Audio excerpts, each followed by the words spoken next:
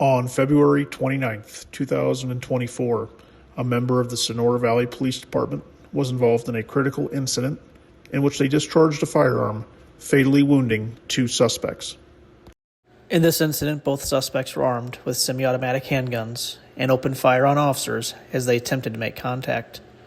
Following an intense exchange of gunfire, the suspects were fatally wounded by the Sonora Valley Police Department officer. Hopefully this critical incident briefing answers any questions and addresses any possible concerns that you may have regarding this incident. This press briefing relates to an officer-involved shooting, so there is some graphic footage in regards to this press briefing. Viewer discretion is advised.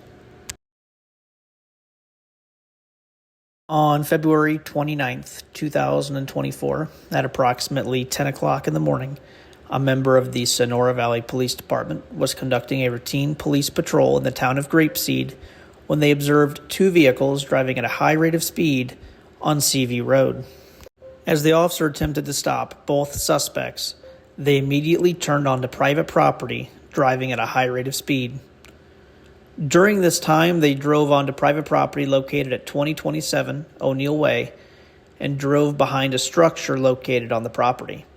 During this time, both suspects got out of their vehicles with firearms. A Sonora Valley Police Department officer assigned to the Crime Suppression Unit pulled onto the property to engage the suspects. Before he could exit his patrol vehicle, the suspects immediately began firing at another officer who was responding, as well as a state trooper with the San Andreas State Patrol. The Crime Suppression Unit officer began going around the side of the building in an attempt to flank both of the gunmen. At this time, a member of the San Andreas State Patrol was engaging the suspects in gunfire when one of the suspects managed to wound him.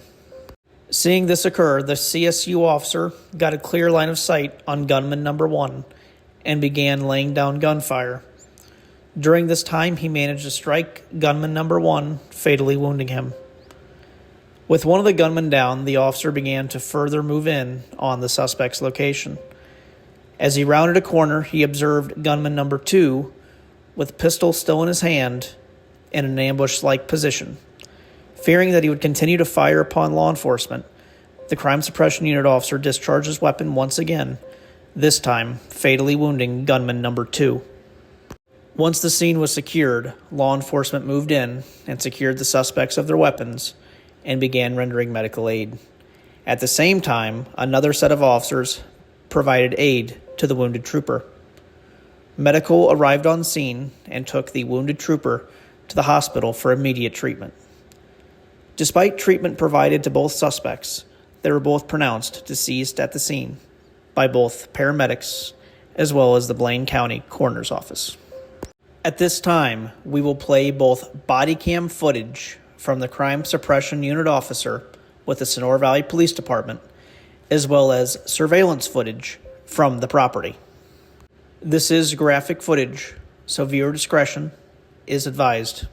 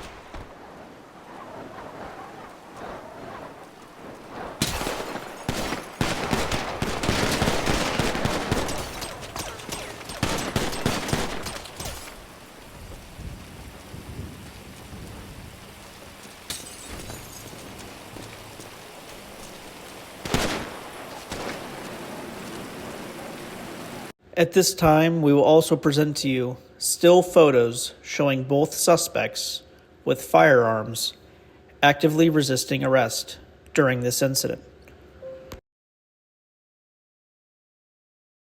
From the body cam perspective, you cannot see the suspect very clearly, but the SVPD, Crime Suppression Unit officer, fired through the farm equipment to strike the subject, fatally wounding him.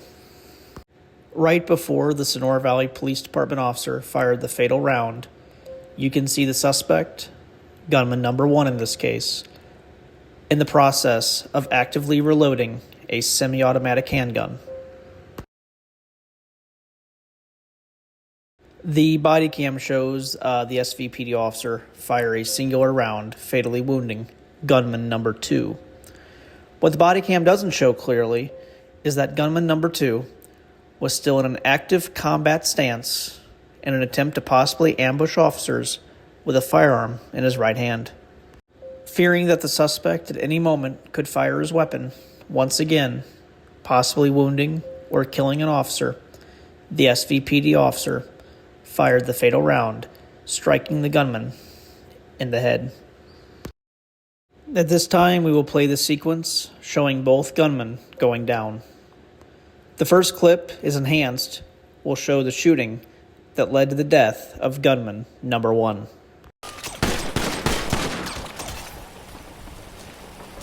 From that perspective, you do see a few of the rounds striking the farm equipment and ricocheting off of it. But what the body cam doesn't show is that one of the rounds managed to strike the subject in the head, and you then see the subject collapse as the officer kind of moves out for a more tactical approach to move in on gunman number 2, which is the part we will show next.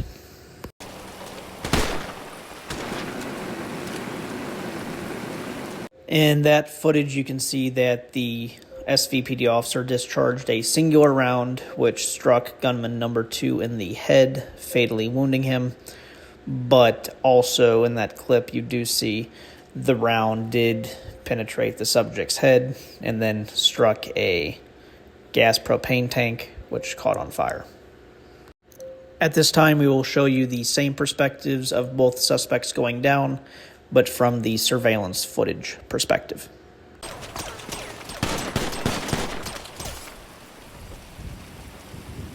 As you can see from the way the rounds struck the subject, that helped indicate that the rounds were in fact fired by the SVPD officer, because if they would have been fired from the state trooper car seen kind of in the background of the suspect's vehicles, then the suspect's body wouldn't have ragdolled like that. So that's how we know for a fact that it was the SVPD officer that fired the fatal rounds. That being said, we will now move to the footage of the second gunman being wounded by the Sonora Valley PD officer.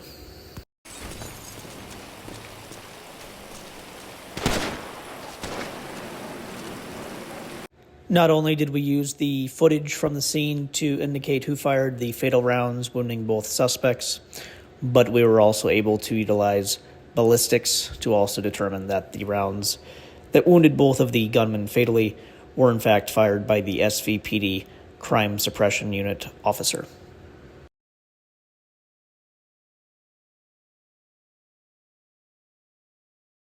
The reason that backup responded so quickly to the house and was able to engage the suspects almost simultaneously was due to the fact that the subjects were being monitored since suspicious activity had been reported on both of their vehicles in the town of Sandy Shores, and there were already SVPD officers along with Crime Suppression Unit officers in Grapeseed working a separate assignment at the time.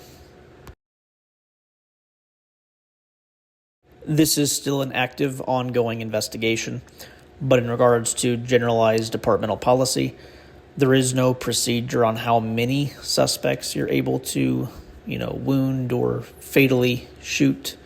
It mainly just comes down to how many of the suspects are actively resisting and how many of them resisting justifies lethal force, and it's on a suspect-by-suspect basis. In this case, you had 2 suspects actively firing at law enforcement, wounding a state trooper, so that's why the CSU officer, fired his rounds at 2 suspects.